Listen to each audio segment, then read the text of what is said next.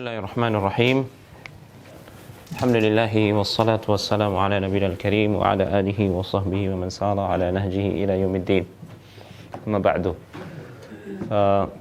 Akhwati fillah rahimani wa rahimakumullah, kita bersyukur kepada Allah Subhanahu wa taala atas nikmat taufiknya, nikmat waktu luang dan kesehatan yang diberikan kepada kita. Semoga Allah Subhanahu wa taala menerima amal saleh dan niat yang saleh dari kita semua, dan semoga Allah Subhanahu wa taala menambahkan ilmu yang bermanfaat untuk kita dan taufik untuk mengamalkan ilmu. Pembahasan kita pada kesempatan ini membahas tentang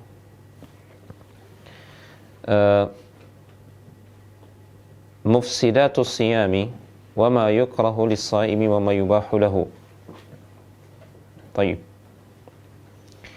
Perkara-perkara yang bisa merusak puasa, dalam artian yang bisa membatalkan puasa, apa yang dimakruhkan dan apa yang boleh dilakukan oleh orang yang berpuasa.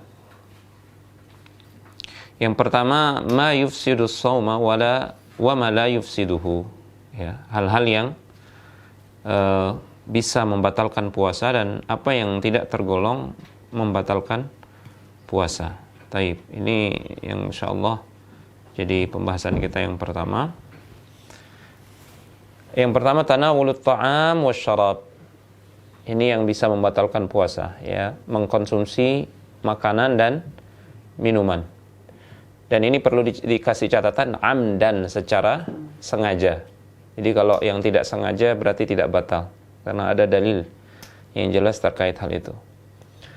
Dalil batalnya orang yang makan dan minum dengan sengaja ini dalam surat Al-Baqarah 187, wa kulu washrabu hatta yatabayyana lakumul khaytul abyadu minal khaytil aswadi minal fajr thumma atimmus siyama ilal lail. Kalau makan dan minum berarti batalkan, itu batal, ya. Dalam hadis Abu Hurairah yang diriwayatkan oleh Imam Al-Bukhari dan Imam Muslim, anna Nabi sallallahu alaihi wasallam qala fima yarwihi an rabbih, dan ini hadis qudsi. Allah Subhanahu wa taala berfirman, yatruku ta'amahu wa syarabahu min ajli. Ya, jadi pahalanya orang berpuasa itu khusus, spesial, langsung Allah Subhanahu wa taala yang akan memberikannya. Dan kalau Allah memberikan secara langsung, hanya Allah yang tahu seberapa besar pahalanya. Ya, ibarat misalkan kalau seorang raja, seorang presiden misalkan berkunjung ke satu desa, dia kumpulkan penduduk desa itu, kemudian dikasih hadiah satu persatu secara langsung. Presiden langsung yang ngasih hadiah. Ternyata setelah dibuka hadiahnya cuma 1.000 perak. Ini tidak layak, ini malu-maluin namanya. Yang layak bagi seorang presiden kalau ngasih hadiah secara langsung itu 100 juta, 1 miliar, itu layak. Nah, ini apalagi Allah Subhanahu wa ta'ala Rabbul Alamin. Maka kalau dia langsung yang akan memberikan pahalanya, berarti ini pahalanya memang hanya Allah yang tahu, saking besarnya.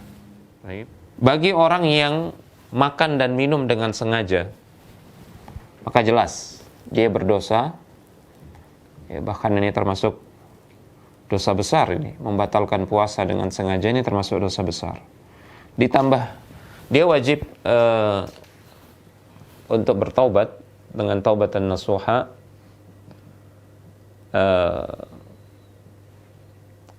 Di samping bertaubat, dia wajib qadha. Ya, dia wajib qadha. Apakah wajib kafarat? Wajib tidak kafarat?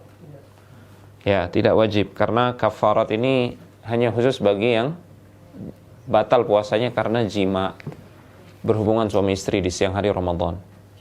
Ya, dalilnya khusus untuk itu. Tidak bisa dikiaskan antara makan dan minum dan jima. Maka dia wajib taubat, wajib qadha.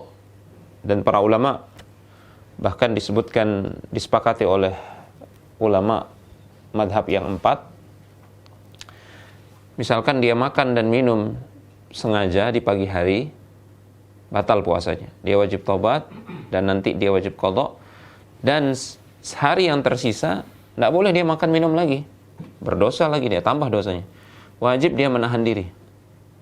Ya. Jangan gara-gara sudah batal kemudian dia bebas makan dan minum, tidak boleh. Haram makan dan minum. Tetap dia wajib imsak, menahan diri. Faham? Jelas ya? Nah. Kalau dia makan dan minum lagi, tambah dosanya. Tambah dosanya. Jadi apa kewajibannya orang yang makan dan minum dengan sengaja? Dia taubat, qadha dan imsak. Ya, sisa harinya itu dia wajib menahan diri juga dari segala sesuatu yang membatalkan. Bagaimana kalau dia makan dan minum karena lupa?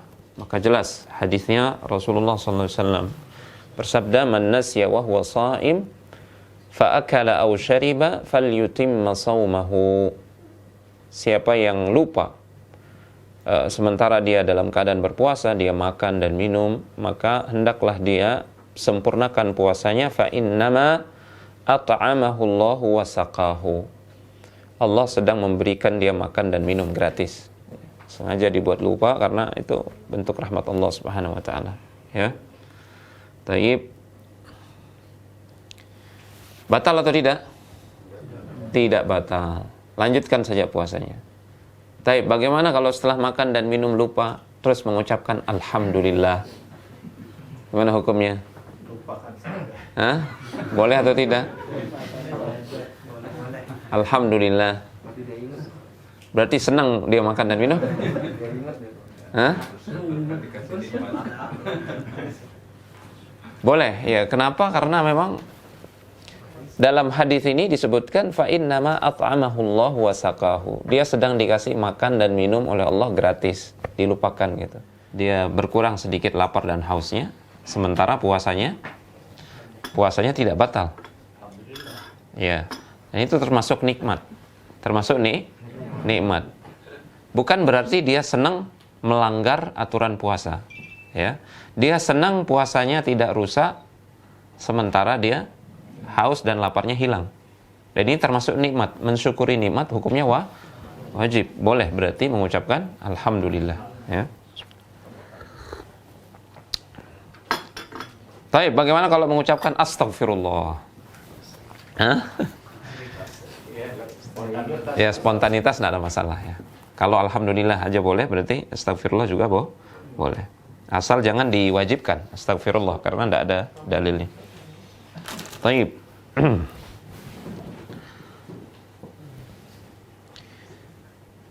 Sama juga dengan kasus makanan dan minuman yang masuk tanpa disengaja, ya.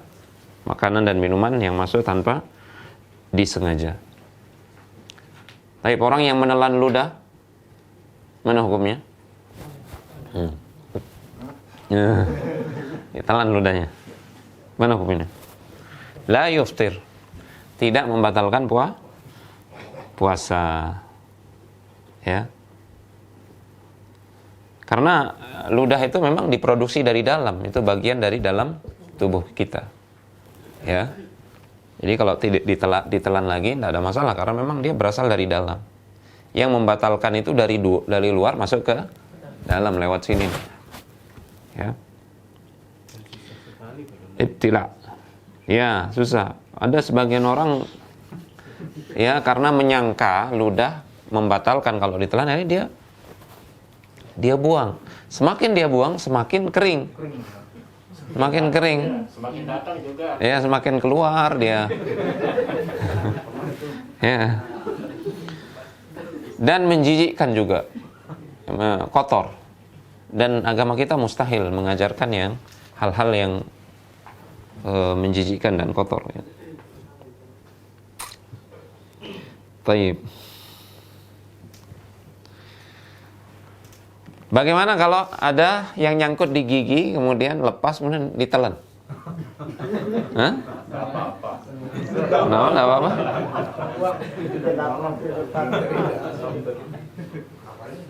Dibagi dua oleh para ulama. Kalau dia sangat kecil sehingga tidak dirasakan, maka ini tidak membatalkan puasa. Sangat kecil dia. Ya. Tapi kalau dia lumayan bungkelannya dan terasa, nah ini ditelan dengan sengaja, maka ini batal. Batal karena pada hakikatnya dia berasal dari luar dan dengan sengaja dimasukkan ke dalam. Ya. Contoh misalkan, ya sebenarnya di ludah kita ada sisa-sisa sari makanan.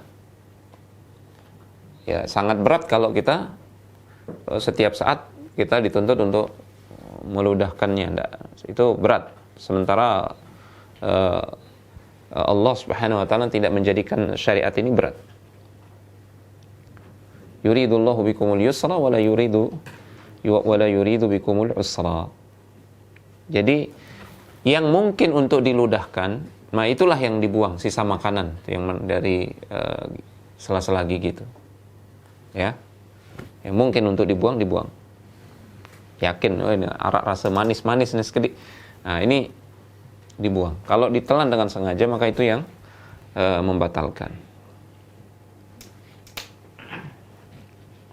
Dan ini disepakati oleh para ulama dalam madhab Syafi'iyah, Hanabilah dan Malikiyah ya.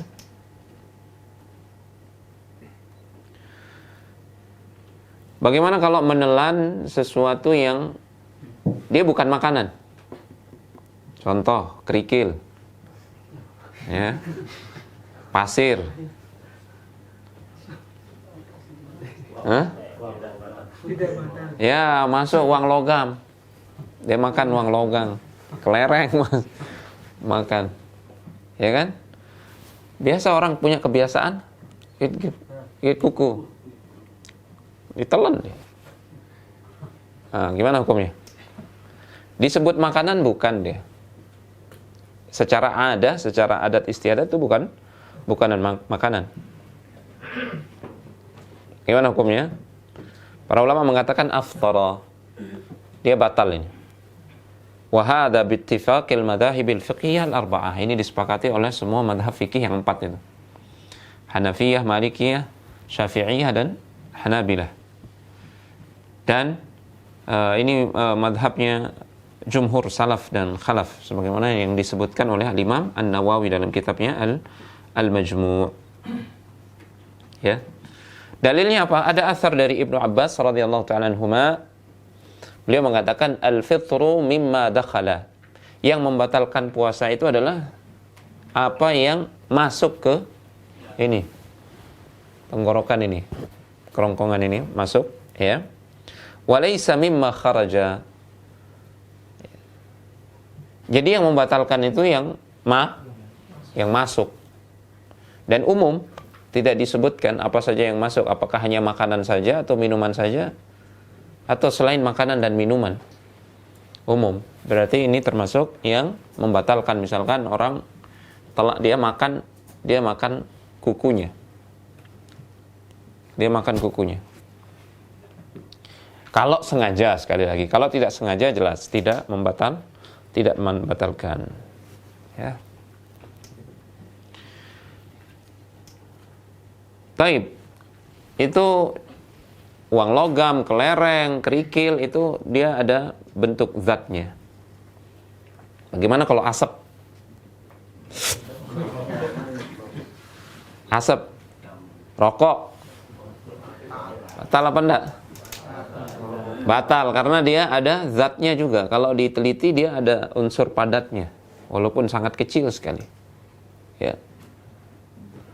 Makanya orang yang menghirup aroma yang ada asapnya seperti rokok itu batal kata para ulama. Dia menghirup aroma terapi lah gitu ya. Dia ada unsur zatnya, itu batal. Ya. Karena yanfuz. Jadi ada semprotan, semacam semprotan, ada butiran cair di situ. Kalau dia lakukan itu dengan sengaja dan dia tahu maka batal. Gimana? Kalau kita pas bakar sate gimana jadinya? Kalau ndak sengaja ndak apa-apa. Dia ini bakar sate. Jangan bakar sate sengaja. Ya, kalau ndak puasa ndak pernah begitu, tiba-tiba pas puasa dia gitu. Nah. Adapun yang ndak sengaja ndak bisa kita hindari asap itu dan ndak sengaja kita hirup, ndak membatalkan. Bagaimana kalau orang yang dia menyangka sudah gelap, sudah nih, wah petang, wah badai nih. Kayaknya sudah ini orang berbuka, akhirnya dia buka, dia makan, minum, tiba-tiba hilang awan, muncul matahari masih di atas. Masih gimana hukumnya? Ya, kalau dia sebenarnya dalam hatinya dia yakin ini kayaknya masih belum turun, belum terbenam matahari. Tapi dia karena hawa nafsunya pingin cepat berbuka, dia beralasan dengan sudah gelap ini, kemudian dia berbuka, maka ini batal. Bahkan termasuk membatalkan dengan sengaja, dosa besar.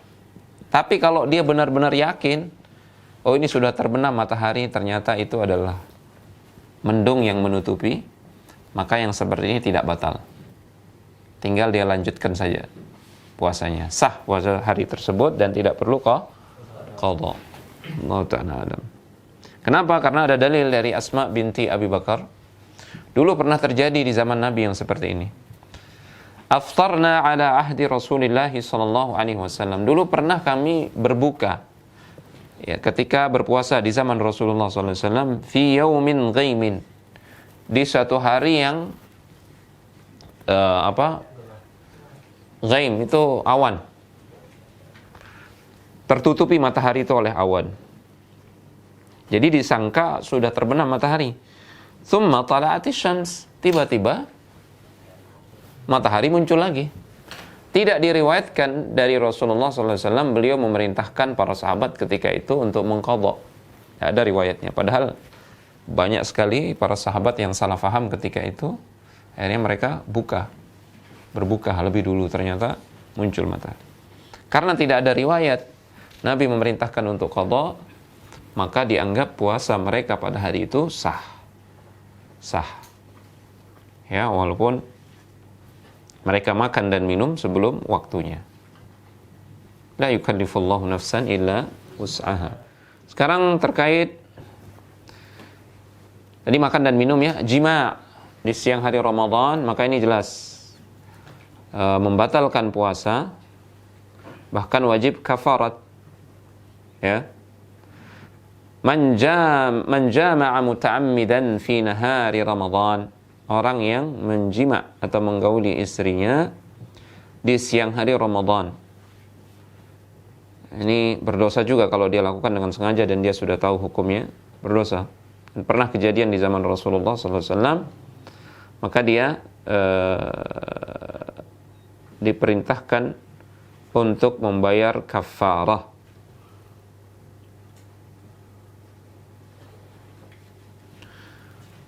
Tayyib. Ma yatarattabu 'ala al-jima'i fi nahari Ramadan, apa yang wajib dilakukan kalau ada yang pernah melakukan itu dengan sengaja? Yang pertama, kafarah. Tajibul kafaratu 'ala al-mujami', wajib kafarat bagi yang menjima'. Wa hadha bi ittifaqil madahib al-fiqhiyah al-arba'ah. Ini disepakati oleh mazhab fikih yang 4, Hanafiyah, Malikiyah, Syafi'iyah dan Hanabilah. Dalilnya hadis dari Abu Hurairah, anna Nabi sallallahu alaihi wasallam qala lil muwaqi' ahlihi fi Ramadan, hal tajidu ma tu'tiq. Jadi Nabi bersabda kepada salah seorang sahabat yang kebetulan dia menjima istrinya di siang hari Ramadan, kamu punya budak enggak untuk dibebaskan? Qala la, enggak punya ya Rasulullah. Hal tastati' an tasuma syahraini mutatabi'ain, kamu bisa puasa 2 bulan berturut-turut? Enggak bisa, enggak kuat Rasulullah. Fahal tajidu it'ama 60 miskina, kamu bisa ngasih makan 60 orang miskin? Enggak bisa Rasulullah, saya orang paling miskin gitu. Saya yang harusnya dikasih makan gitu.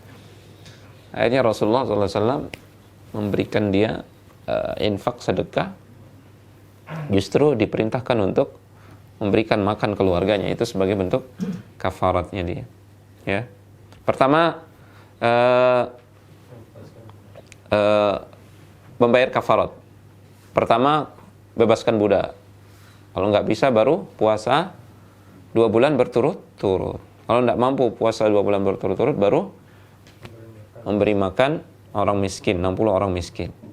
Di samping kafarat, misalkan 2 bulan berturut-turut ya, dia juga wajib qadha hari itu, karena hari itu rusak dia puasanya. Berarti 2 bulan tambah sehari yang rusak itu. Ya. Bagaimana dengan perempuan, istrinya? Hah? Wajib tidak? Hah? Bisa jadi yang ngajak istrinya kan?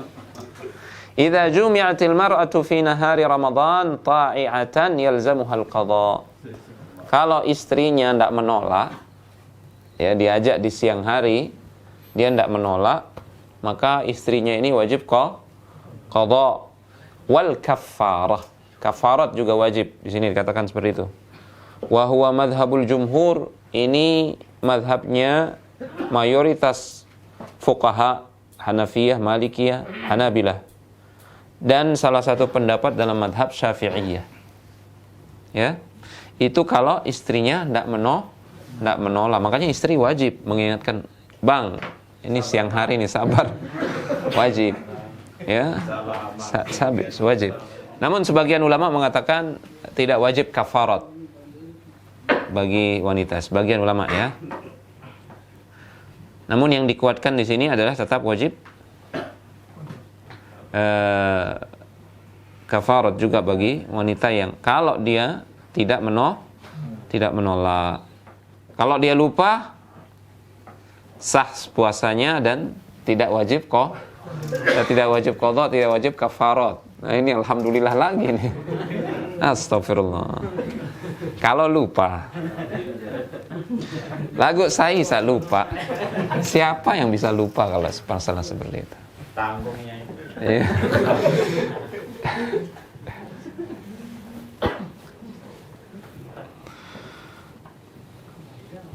Man aftara fi syahri Ramadhan nasiyan fala qadha alaihi wala kafarah. Abu Hurairah diriwayatkan secara marfu', siapa dari Abu Hurairah ini ya, riwayat marfu', siapa yang aftara, artinya melakukan pembatal-pembatal puasa di bulan Ramadan dalam keadaan lupa, maka tidak ada qadha, tidak ada kafarah. Bagaimana kalau berulang jimaknya dalam sehari 2 kali misalkan? Hah?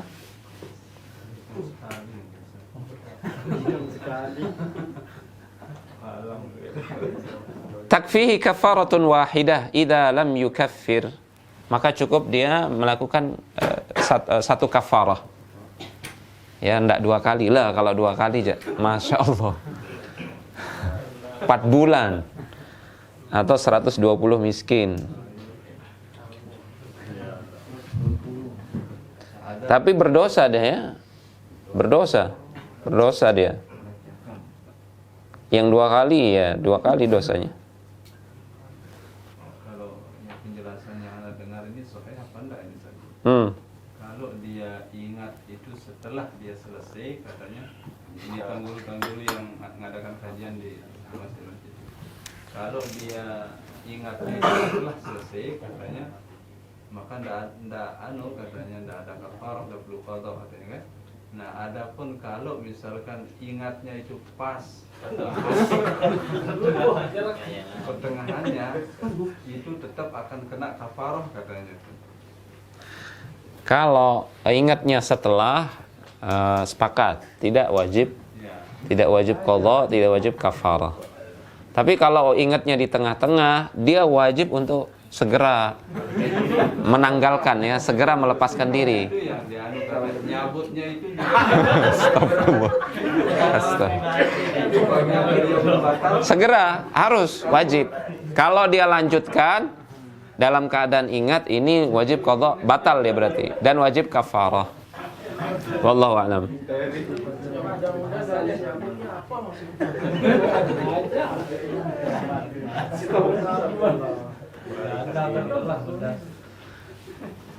Nah, kalau tadi kasus istri yang menolak, dia sudah ingatkan suaminya, dipaksa sama suaminya ini, maka ini dia tidak terkena sanksi kafarat apa-apa. Ya. Qadha juga tidak, karena pada hakikatnya dia dipaksa. Wallahu ta'ala a'lam bishawab. Kalau yang laki dipaksa gimana?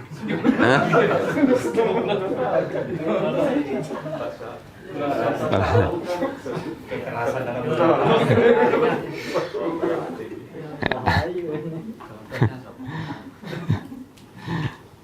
Baik, lanjut. Jangan kita terlalu lama dalam bab ini. Ya, banyak yang sabab. Ada sabab di sini? Ada yang belum nikah? Ada yang belum nikah? Astagfirullah. Mudah-mudahan setelah Ramadan ini langsung nikah ya. Amin.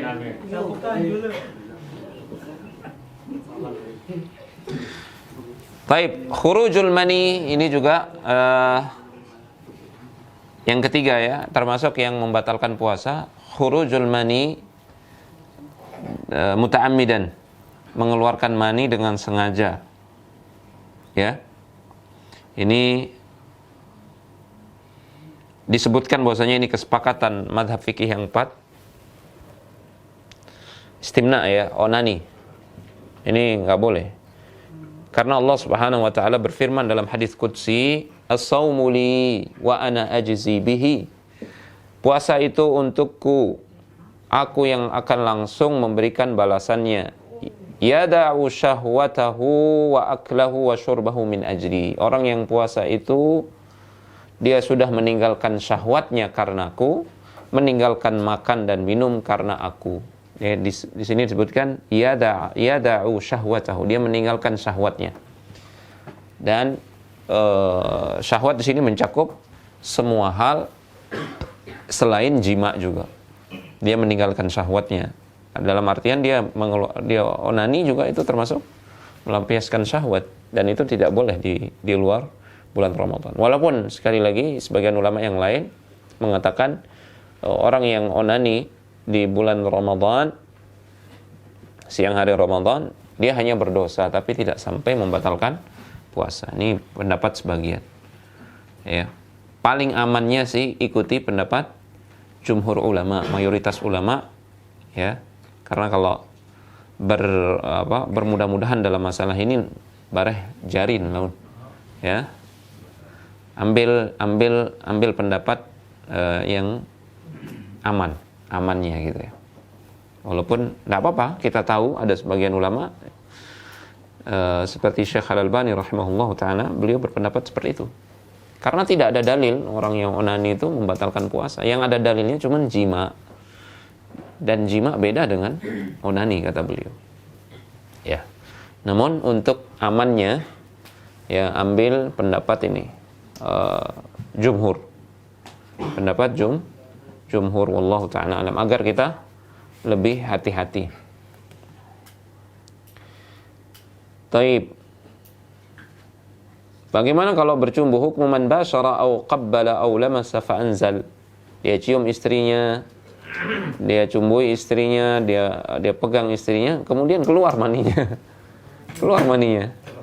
Nah, dibahas ini juga oleh para ulama, ya kelepos lah gitu. Kelepos. Al-qada'u ala man basyara au qabbala au lamasa fa anzal.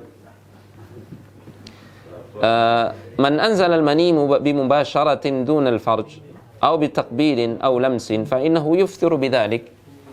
Di sini disebutkan dia, kalau itu dia lakukan dengan sengaja, dia sudah tahu dirinya ini misalkan agak lemah lah begitu ya.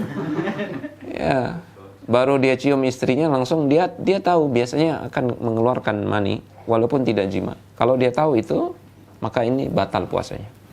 Ya. Wa alaihi al-qada, dan dia wajib mengqada bi ittifaqil madahib al-fiqhiyah al-arba'ah. Ini disepakati oleh madhab fikih yang 4. Ya, Hanafiyah, Malikiyah, Syafi'iyah, Hanabilah. Wa hukiyal ijma'u ala dzalik, dan disebutkan ini sudah menjadi ijma', kesepakatan. sebagaimana dinukil oleh Ibnu Qudamah dalam Al-Mughni, ya. Thayyib. Nah, jadi perlu hati-hati. Tapi kalau yakin dirinya tidak sampai mengeluarkan mani, dia cumbui istrinya, misalkan di luar Ramadan dia biasa melakukan itu dan tidak sampai mengeluarkan mani. Nah, ketika di bulan Ramadan keluar maninya, nah ini tidak sampai batal. Tidak batal yang seperti ini. Jelas ya? Kalau dia ngelihat misalkan gambar-gambar yang diharamkan, kemudian dia anzal, mengeluarkan mani, maka para ulama mengatakan man karrara an-nadhara fa anzala wa huwa sha'im hal yuftiru am la, ikhtalafa al-ulama fihi ala qaulain. Para ulama berbeda pendapat. Ya.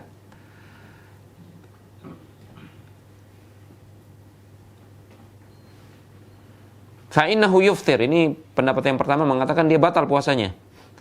Ini dalam madhab Malikiyah, Hanabilah, sebagian salaf juga berpendapat demikian. Imam Ibnu Utsaimin, ulama kita zaman ini, dan Lajnah Daimah berfatwa seperti itu. Lajnah Daimah ini semacam MUI-nya Saudi. Jadi kalau dia ngelihat gambar perempuan, dia lihat berkali-kali kemudian keluar maninya, maka ini batal. Ya. Adapun sebagian ulama yang lain, al-qaulu tsani, mengatakan fa innahu la yuftir, tapi dia berdosa. Tidak batal tapi berdosa, ya. Demikian pula dengan orang yang memikirkan hal-hal yang seperti itu, akhirnya keluar maninya. Di sini dikatakan fala yuftir, kalau dia hanya sekedar berpikir ngeres gitu ya, dia membayangkan istrinya, ya, kemudian dia keluar maninya, ini tidak batal. Fala yuftir. Baik, kita lompat dulu yang ini nih, panjangan bahas yang seperti itu. Al-istiqa, muntah dengan sengaja. Walaupun sebagian ulama mengatakan hadisnya dhaif, namun di sini dikatakan man istaqa'a muta'ammidan, siapa yang muntah dengan sengaja, dia korek-korek tenggorokannya supaya akhirnya dia muntah. Aftara, faqad aftara, dia sudah batal puasanya, wa yalzamuhul qada, maka wajib dia mengqada. Tidak wajib kafarat. Wa hadza bittifaqil madhahibil fiqhiyah al-arba'ah. Ya, ini disepakati oleh madhab fikih yang 4. Dan ini pendapat kebanyakan ulama. Wa huwa qawlu aktsari ahli ilmi. Karena ada hadis dari Ibnu Umar mengatakan man istaqa'a wa huwa sha'im, siapa yang muntah dengan sengaja sementara dia berpuasa, fa alaihil qada, maka wajib dia qada. Wa man dhara'ahul qai, siapa yang muntah tidak disengaja, falaisa alaihil qada, maka tidak wajib qada. Namun hadis yang tentang muntah dengan sengaja ini sebagian ulama melemahkan hadis ini, mengatakan dhaif. Maka sebagian ulama juga mengatakan tidak batal.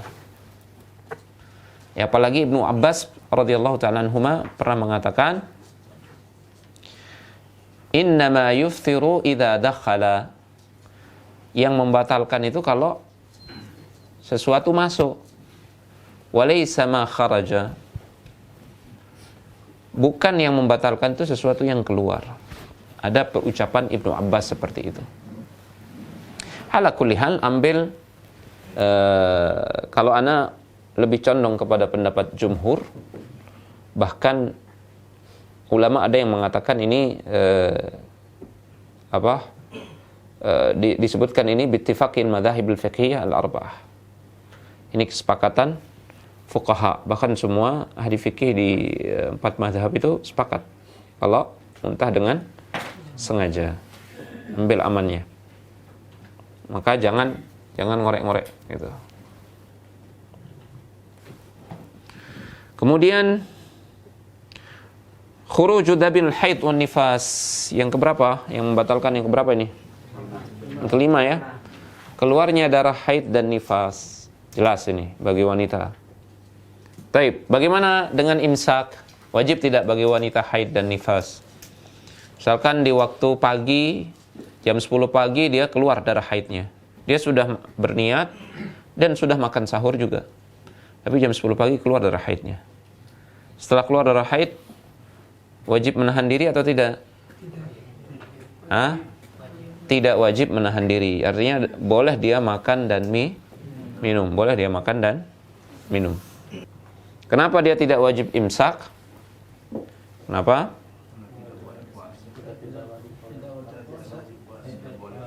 Apa?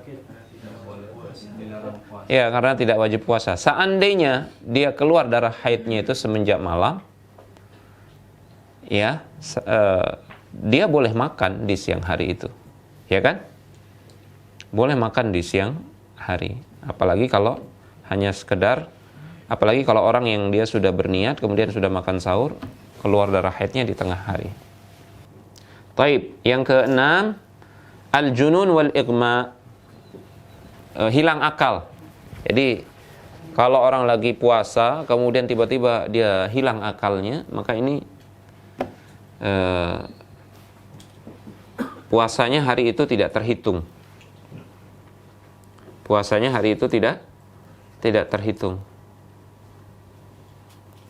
Termasuk orang yang pingsan juga. Orang yang pingsan. Karena orang yang pingsan itu hilang akalnya. Tapi kalau dia siuman, orang yang pingsan misalkan, dia pingsan jam 10, siuman asar, dia bangun pas asar, maka ini dia lanjutkan puasa. Puasa hari itu terhitung sah. Ya. Ini yang jika dia berkelanjutan gitu, hilang akalnya itu berkelanjutan.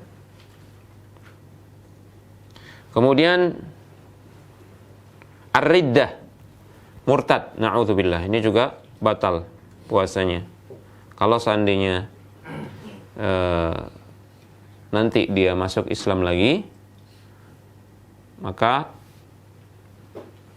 sebagian ulama mengatakan dia wajib mengqadha hari ketika dia murtad itu. Na'udzubillah. Kemudian yang keberapa? Yang kedelapan, niyatul iftar. Dia berniat membatalkan puasa. Dia niat dalam hati, saya batalin dah puasa ini. Walaupun dia tidak makan dan minum. Kalau seandainya dia ketemu makan dan minum, dia akan makan dan minum. Faham? Dia berniat. Misalkan kalau saya ketemu makan dan minum, saya batalin puasa ini. Ternyata tidak ketemu makan dan minum dia. Sampai azan maghrib, tenggelam matahari, tidak makan dan minum. Yang seperti ini batal puasanya. Ya. Karena yang namanya ibadah itu innamal a'malu binniyat. Ibadah itu harus dengan niat. Sementara dia sudah menanggalkan niatnya, berarti ibadahnya kosong dari niat, maka tidak sah. Hukmul hijamah. Taib, dibahas juga terkait orang yang bekam. Man ihtajama wa huwa sha'im faqad ikhtalafa fihi ahlul ilmi ala qaulain. Ya, beda pendapat para ulama terkait orang yang bekam atau dibekam. Ada yang mengatakan pendapat pertama, anna saumahu la yafsud, tidak rusak puasanya alias sah. Ini pendapat mayoritas ulama dari kalangan Hanafiyah, Malikiyah dan Syafi'iyah. Ya, tidak rusak, tidak batal. Dalilnya riwayat dari Ibnu Abbas radhiyallahu ta'ala anhuma anin Nabi sallallahu alaihi wasallam annahu ihtajama wa huwa sha'im. Pernah Nabi itu berbekam sementara beliau dalam keadaan berpuasa. Ya, ini riwayat Bukhari dan Muslim. Dari Anas bin Malik radhiyallahu ta'ala anhu, beliau pernah ditanya, "Hal kuntum takrahuna al-hijamah?" Apakah kalian takrahuna al-hijamah, memakruhkan al-hijamah atau tidak menyukai hijamah, bekam? Faqala la. Kami tidak membenci yang namanya hijamah illa min ajli dha'f. Kecuali kalau kita dalam kondisi lemah, seperti misalkan ketika kita puasa dalam kondisi lemah kita. Lalu di situ kami nggak suka berhijamah, berbekam ketika dalam kondisi puasa. Ya. Dari sebagian sahabat Rasulullah SAW, Rasulullah SAW pernah melarang berhijamah, berbekam bagi orang yang puasa, tapi beliau tidak mengharamkannya. Ya. Ini dalil-dalil orang yang mengatakan tidak batal. Adapun al-qaulu tsani, pendapat yang kedua mengatakan yafsudu saumuhu, rusak puasanya alias batal orang yang berbekam. Ini pendapatnya Syekh bin Baz, Syekh Utsaimin, Ibnu Taimiyah. Ya. Dalilnya apa? Ada hadis dari Rasulullah SAW, riwayat Abu Daud, dan disahihkan oleh para ulama. Dalam Sahih Abu Daud, Syekh Al-Albani termasuk yang menguatkan hadis ini. Rasulullah bersabda, "Aftaral hajim wal mahjum." Orang yang membekam dan dibekam ini batal puasanya. Ya. Bekam. Yang bekam. Jadi ini khilaf dalam masalah ini terkait orang yang bekam ini kuat khilafnya. Ya. Kalau ana sih ya bekam malam lah kalau mau bekam. Ya, ambil amannya. Kan enggak ada yang menuntut harus di siang hari gitu. Enggak daruri sih katanya. Baik. Kemudian terkait akhdud dam litahlil. Orang yang apa istilahnya? Disedot darahnya. Donor. Ini hukumnya yajuz, boleh. Karena ini tidak termasuk bekam. Ini beda dengan bekam. Ini boleh, ya. Bagaimana dengan al-huknah asy-syarjiyah? Orang yang apa sihnya disuntik jarum, menerima donor atau infus, ya. Kalau kandungannya adalah zat makanan seperti infus misalkan, zat pengganti makanan, maka ini batal. Tapi kalau kandungannya adalah obat misalkan, obat penurun demam atau yang lain, bukan makanan, maka tidak batal. Ya, al-ibr al-mughadziyah. Berarti infus apa? Batal atau tidak? Batal karena isinya itu pengganti makanan ya. Sari-sari makanan isinya itu. Baik. Al-qatru fil udhun, fil fam. Obat tetes di hidung. Kalau dilakukan di siang hari Ramadan. Ada yang mengatakan rusak puasanya, batal, karena ada saluran yang menghubungkan antara hidung dengan ini kerongkongan. Adapun kalau tetesan itu tidak sampai dirasakan di sini, melewati sini, maka tidak batal. Ya, wallahu ta'ala a'lam bishawab. Taib. Mungkin hanya ini, khotifillah rahimani wa rahimakumullah. Adapun yang itu tadi yang merusak ya, pembahasan terkait yang merusak dan tidak merusak. Adapun yang dimakruhkan dan yang dibolehkan, yang dimakruhkan misalkan al-mubalaghah fil madmadah, ya, wal istinsyaq. Ketika wudu menghirup banyak air itu makruh hukumnya, ya. Kemudian nyoba makanan tanpa ada kebutuhan. Yang masak misalkan ibu-ibu, terus tiba-tiba antum yang nyicipi. Ini makruh ya. Walaupun hanya di lidah, kemudian diludahi. Tapi kalau nyicipinya terus ini makruh. Dan bisa mengurangi, dikhawatirkan bisa mengurangi nilai puasa. Yang masak, ibu-ibu misalkan, atau kalau bapak-bapak masak di dapur, ya maka dia yang boleh untuk tidak mencicipi, ya tidak makruh ya. Adapun yang nggak masak ya jangan. Al-qublah, mencium istri tidak masalah, cuman bisa jatuh makruh ini, apalagi kalau dia merasa tidak aman dari jima dan keluarnya mani. Taib. Adapun yang boleh dilakukan secara singkat ini, ma yubahu lis-shaim, apa saja yang dibolehkan bagi orang yang berpuasa.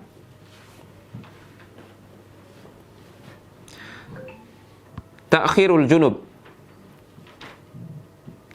ya mengakhirkan mandi. Misalkan dia junub di malam hari, dia mandi setelah subuh boleh. Yang penting jangan lewat waktu subuh gitu, boleh. Setelah dia sahur juga boleh mandinya. Ini boleh. Karena pernah Nabi sallallahu alaihi wasallam, Rasulullah sallallahu alaihi wasallam kana yudrikuhul fajru wa huwa junubun min ahlihi thumma yaktasilu wa yasumu. Nabi sallallahu alaihi wasallam pernah dalam keadaan junub, fajar sudah terbit. Fajar sudah muncul ya. Ya, tapi belum terbit matahari. Ya, maka beliau mandi kemudian beliau puasa. Orang yang haid dan orang yang suci dari haid dan nifas juga boleh dia mengakhirkan mandinya itu sampai waktu subuh boleh. Ya. Madmadah, istinsyaq boleh, tapi tidak boleh berlebihan.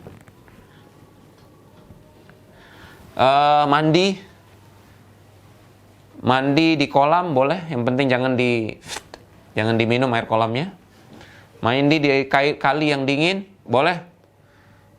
Walaupun di tengah siang hari, walaupun menjelang sore hari, ini juga boleh. Ya, kapan-kapan boleh. Sering-sering juga boleh. Yang penting jangan minum aja gitu. Ya. Kalau merasa kepanasan misalkan, boleh. Mencicipi makanan ketika dibutuhkan ini boleh. Asal jangan lewat ini. Apa namanya ini kerongkongan. Bercumbu dengan istri, mencium istri dengan syarat bisa mengekang diri, bisa menahan diri. Kalau bisa menahan diri ini boleh. Ya. Menggunakan wangi-wangian, wasyammur rawaih al-bakhur, mencium wangian ini boleh, tidak membatalkan puasa, ya. Kecuali tadi kalau yang berasap,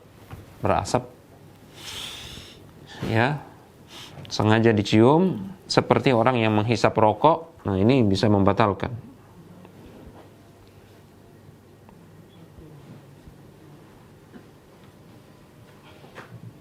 Baik.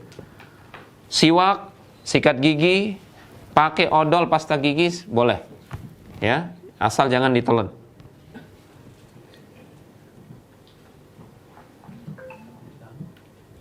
Celak juga boleh, iktihan.